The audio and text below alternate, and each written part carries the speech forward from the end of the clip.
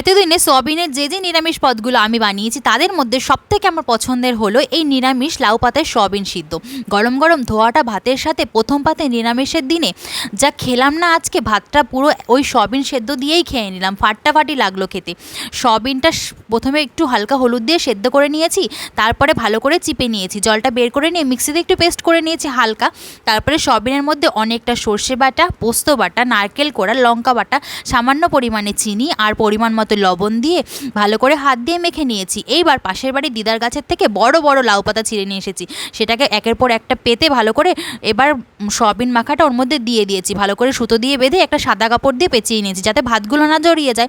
এবার ভাতটা হওয়ার আগে আগে ওটা নাবিয়ে রেখেছি, তারপরে ওটা পাতাটা খুলে বেশ অনেকটা সরষের তেল দিয়ে ভালো করে হাত দিয়ে মেখে নিয়েছি। ও নিরামিষের দিনে আজকে শোস্টপার লাউ পাতায় সয়াবিন সিদ্ধ আমার রেডি। কেমন লাগলো অবশ্যই একটু কমেন্ট করে জানিয়ে, বাড়িতে অবশ্যই একদিন বানিয়ে খেও। টাটা।